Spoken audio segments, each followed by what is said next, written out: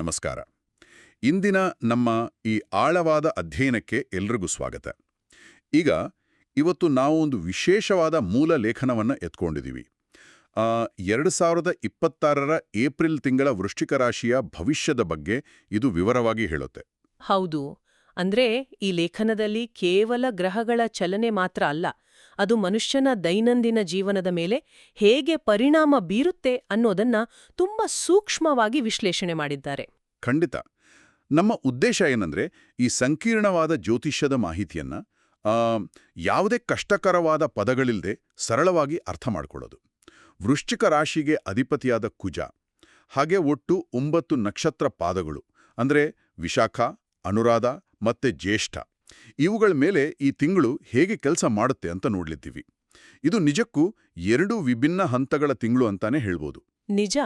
ನಾನ್ ಮೊದಲೇ ಹೇಳೋಕಿಷ್ಟಪಡೋದೇನಂದ್ರೆ, ಈ ಮಾಹಿತಿಯನ್ನ ನಾವು ಕೇವಲ ಒಂದು ಭವಿಷ್ಯವಾಣಿಯಾಗಿ ನೋಡ್ಬಾರ್ದು. ಇದೊಂದು ರೀತಿಯಲ್ಲಿ ನಮ್ಮ ಪಾಲಿನ ಎಚ್ಚರಿಕೆ ಮತ್ತು ಅವಕಾಶಗಳ ನಕ್ಷೆ ಅಂತ ಪರಿಗಣಿಸ್ಬೇಕು. ಓಹೋ, ಎಚ್ಚರಿಕೆ ಮತ್ತು ಅವಕಾಶಗಳ ನಕ್ಷೆ ಚೆನ್ನಾಗಿದೆ. ಹೌದು. ಆಕಾಶದಲ್ಲಿ ನಡೆಯುವ ಈ ಗ್ರಹಗಳ ಸಂಚಾರ ಬಂದು ನಾವು ಎಲ್ಲಿ ಹುಷಾರಾಗಿರ್ಬೇಕು ಮತ್ತೆ ಎಲ್ಲಿ ಧೈರ್ಯವಾಗಿ ಮುನ್ನುಗ್ಗಬೇಕು ಅನ್ನೋದ್ರ ಬಗ್ಗೆ ಒಂದು ಸ್ಪಷ್ಟ ಚಿತ್ರಣ ಕೊಡುತ್ತೆ. ಸರಿ, ಇದನ್ನ ಸ್ವಲ್ಪ ಬಿಡಿಸಿ ನೋಡೋಣ. ಈಗ ಈ ತಿಂಗಳನ್ನ 2 ವಿಭಿನ್ನ ಹಂತಗಳಾಗಿ ವಿಭಜನೆ ಮಾಡಿದ್ದಾರೆ ಅಲ್ವಾ? ಅಂದ್ರೆ ಮೊದಲ 10 ದಿನಗಳು ಒಂದು ರೀತಿ, ಆಮೇಲೆ 11ನೇ ತಾರೀಕಿನಿಂದ ಪರಿಸ್ಥಿತಿ ಸಂಪೂರ್ಣವಾಗಿ ಬದಲಾವಣೆ ಆಗತ್ತೆ ಅಂತ. ಹೌದು. ಮೊದಲ 10 ದಿನಗಳು ಅತ್ಯಂತ ಸಂಕೀರ್ಣವಾದ ಹಂತ.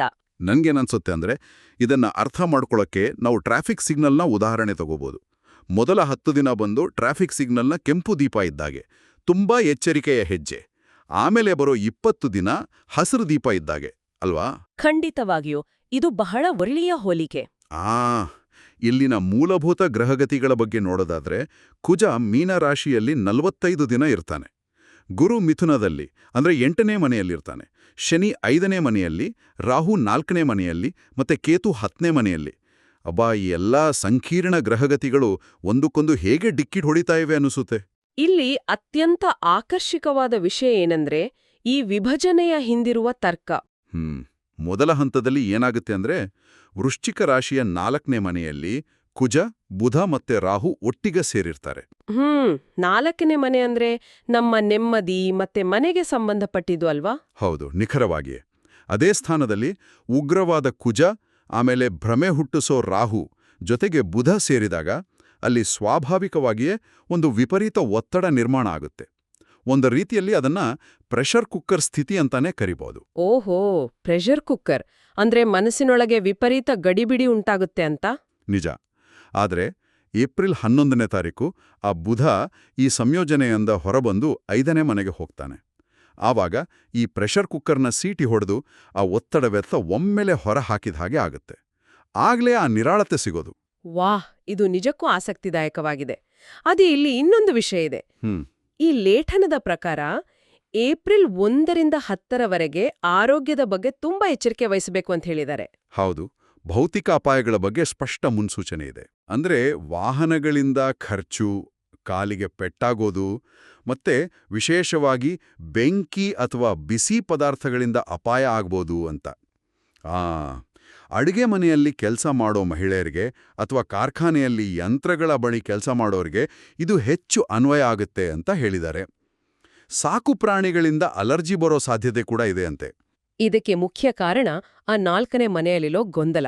ರಾಹು ಮತ್ತೆ ಕುಜ ಸೇರಿದಾಗ ದೈನಂದಿನ ಜೀವನದಲ್ಲಿ ಒಂದು ವಿಪರೀತ ಆತುರ ಹುಟ್ಕೊಳ್ಳುತ್ತೆ. ಬುಧ ನರಮಂಡಲದ ಮೇಲೆ ಪ್ರಭಾವ ಬೀರೋದ್ರಿಂದ ನಮ್ಮ ಪ್ರತಿಕ್ರಿಯೆಯ ವೇಗ ಅಂದ್ರೆ ರಿಯಾಕ್ಷನ್ ಟೈಮ್ ಕೂಡ ಏರುಪೇರಾಗ್ಬೋದು. ಆತುರದ ನಿರ್ಧಾರಗಳಿಂದಲೇ ಈ ಗಾಯಗಳು ಆಗೋದು ಅಂತೀರಿ?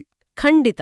ಆದ್ರ 11ನೇ ತಾರೀಕಿನ ನಂತರ ಈ ಆಂತರಿಕ ಗೊಂದಲ ನಿವಾರಣೆ ಆದ ತಕ್ಷಣ ಈ ಅಪಘಾತಗಳ ಪ್ರಮಾಣ ಕೂಡ ಕಡಿಮೆಯಾಗುತ್ತೆ. ಇಲ್ಲೇ ಇದು ನಿಜಕ್ಕೂ ಕುತೂಹಲಕಾರಿಯಾಗೋದು. ನೀವು ಗಮನಿಸಿರ್ಬೋದು, ಒಂದೆಡೆ ನಾವು ಬೆಂಕಿ, ಯಂತ್ರಗಳಿಂದ ಅಪಾಯ, ಆಸ್ಪತ್ರೆ ಖರ್ಚುಗಳ ಬಗ್ಗೆ ಮಾತಾಡ್ತಿದ್ದೀವಿ.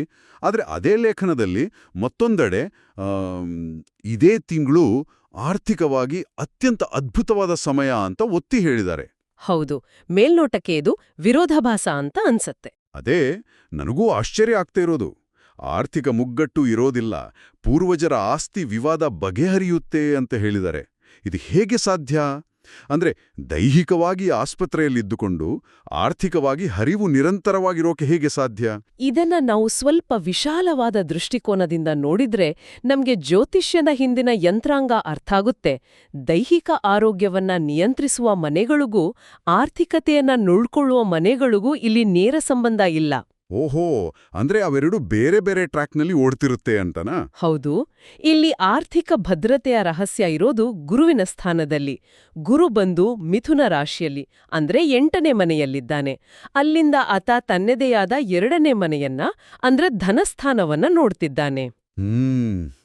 8ನೇ ಮನೆ ಅಂದ್ರೆ ಸಾಮಾನ್ಯವಾಗಿ ಕಷ್ಟಗಳು, ಅಡೆತಡೆಗಳು ಅಂತಲ್ವಾ ಜ್ಯೋತಿಷ್ಯದಲ್ಲಿ ಹೇಳೋದು? ನಿಜ. ಆದ್ರೆ ಆರ್ಥಿಕ ದೃಷ್ಟಿಯಿಂದ 8ನೇ ಮನೆಯ ಅರ್ಥವೇ ಬೇರೆ. ಅದು ವಿಮೆ ಅಥವಾ ಇನ್ಶೂರೆನ್ಸ್, ಪೂರ್ವಜರ ಆಸ್ತಿ ಅಥವಾ ಸಾಲ ಮರುಪಾವತಿಯಂತಹ ಅನಿರೀಕ್ಷಿತ ಧನಾಗಮವನ್ನ ಸೂಚಿಸುತ್ತೆ. ಅಂದ್ರೆ ಕಷ್ಟ ಬಂದ್ರೂ ಎಲ್ಲಿಂದನಾದರೂ ಸಹಾಯ ಒದಗಿ ಬರುತ್ತೆ ಅಂತನಾ? ನಿಖರವಾಗಿ. ಕಷ್ಟ ಕಾಲದಲ್ಲೂ ಸರಿಯಾದ ಸಮಯಕ್ಕೆ ನಿಧಿ ಒದಗಿ ಬರುವ ಪ್ರಕ್ರಿಯೆ ಇದು. ಉದಾಹರಣೆಗೆ, ನಿಮಗೆ ಆಸ್ಪತ್ರೆ ಖರ್ಚು ಬಂದ್ರೆ ಅದು ವಿಮೆಯ ಮೂಲಕ ಪಾವತಿಯಾಗಬಹುದು. ಗುರುವಿನ ಪ್ರಭಾವ ಇಲ್ಲಿ ಒಂದು ರಕ್ಷಣಾ ಕವಚದ ಹಾಗೆ ಕೆಲಸ ಮಾಡುತ್ತೆ. Wow, funds arriving on time, ಈಗ ಅರ್ಥ ಆಯ್ತು. ಸರಿ, ಹಾಗಾದ್ರೆ ಈ ತಿಂಗಳ ಮಧ್ಯಭಾಗದಲ್ಲಿ ಅಂದ್ರೆ 11ನೇ ತಾರೀಕಿನ ನಂತರ ಬರೋ ಶಿಫ್ಟ್ ಬಗ್ಗೆ ಮಾತಾಡೋಣ. ಶಿಕ್ಷಣ, ವೃತ್ತಿ ಮತ್ತು ಸಂಬಂಧಗಳ ಮೇಲೆ ಇದು ಹೇಗೆ ಪ್ರಭಾವ ಬೀರುತ್ತೆ? ಆ ಬಿಡುಗಡೆಯಾದ ಶಕ್ತಿ ನೇರವಾಗಿ ಈ ಕ್ಷೇತ್ರಗಳ ಮೇಲೆ ಪ್ರಭಾವ ಬೀರುತ್ತೆ. ಮೊದಲು ವಿದ್ಯಾರ್ಥಿಗಳ ವಿಚಾರ ತಗೊಳ್ಳೋಣ. ಏಪ್ರಿಲ್ 1ರಿಂದ 14ರವರೆಗೆ ಸೂರ್ಯ ಮತ್ತು ಶನಿ 5ನೇ ಮನೆಯಲ್ಲಿರ್ತಾರೆ ಅಂತ ಲೇಖನದಲ್ಲಿದೆ. ಇದರಿಂದ ಪೋಷಕರ ಜೊತೆ ವಾಗ್ವಾದ, ಪರೀಕ್ಷಾ ಫಲಿತಾಂಶದಲ್ಲಿ ನಿರಾಸೆ ಆಗಬಹುದು ಅಂತ ಹೇಳಿದ್ದಾರೆ. ಇಲ್ಲಿ ಒಂದು ನಿರ್ದಿಷ್ಟವಾದ ಉಲ್ಲೇಖ ಇದೆ. 95 ಅಂಕ ನಿರೀಕ್ಷೆ ಮಾಡಿದ್ರೆ 70 ಅಂಕ ಬರಬಹುದು ಅಂತ. ಈ ಮಟ್ಟಿಗೆ ಯಾಕೆ ವ್ಯತ್ಯಾಸ ಆಗುತ್ತೆ?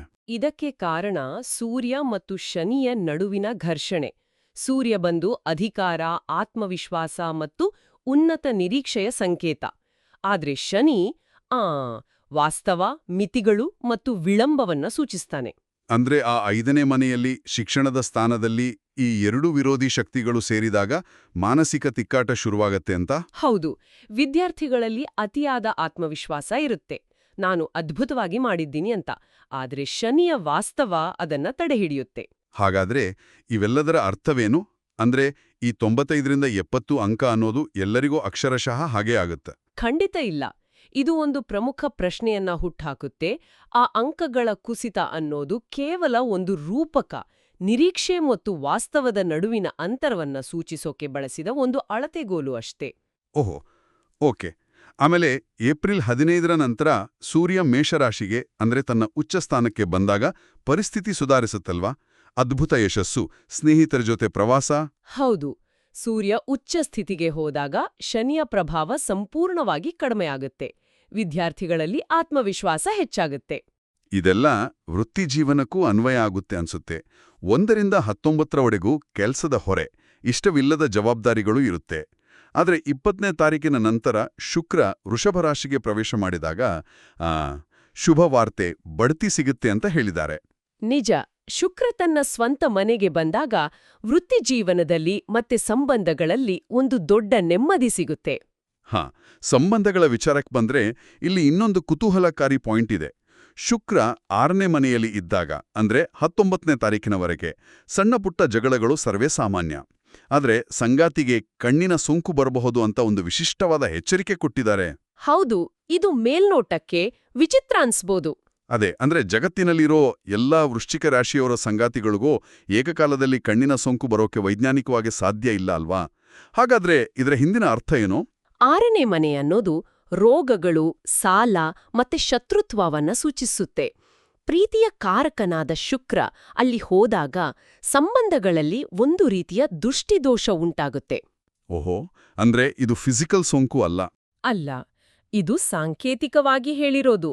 ಪರಸ್ಪರರ ವಾಸ್ತವವನ್ನ ನೋಡಕ್ಕೆ ಸಾಧ್ಯ ಆಗದೇ ಇರೋದು, ಕೇವಲ ತಪ್ಪುಗಳೇ ಎದ್ದು ಕಾಣುವಂತಹ ಒಂದು ಮಾನಸಿಕ ಕುರುಡುತನ ಇದು.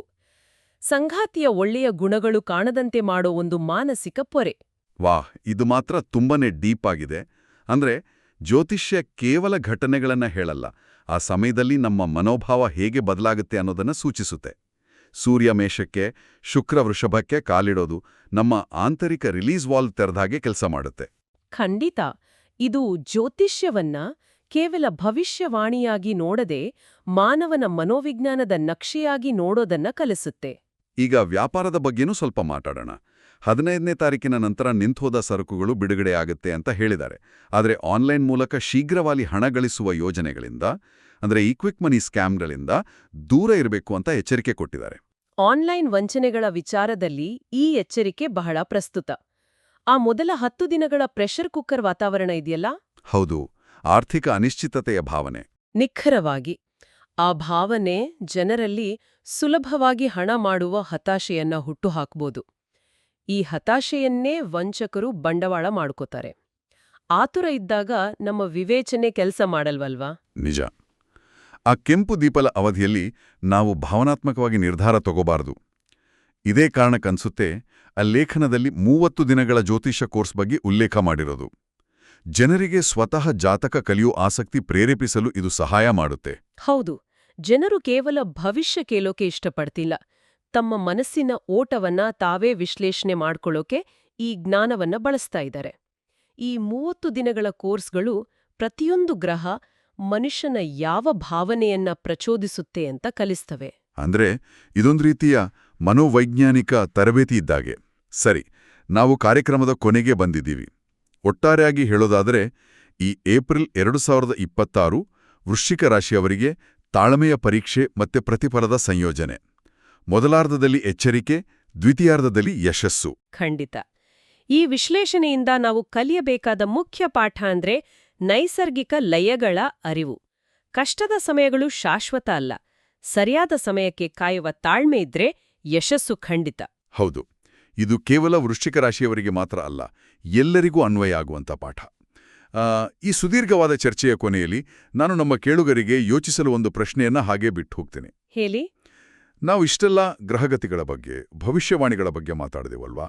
ಈ ಭವಿಷ್ಯವಾಣಿಗಳು ನಮ್ಮ ಭವಿಷ್ಯವನ್ನ ಮೊದಲೇ ಕಲ್ಲಿನ ಮೇಲೆ ಕೆತ್ತಿದ ಹಾಗೆ ನಿರ್ಧಾರ ಮಾಡ್ತವ?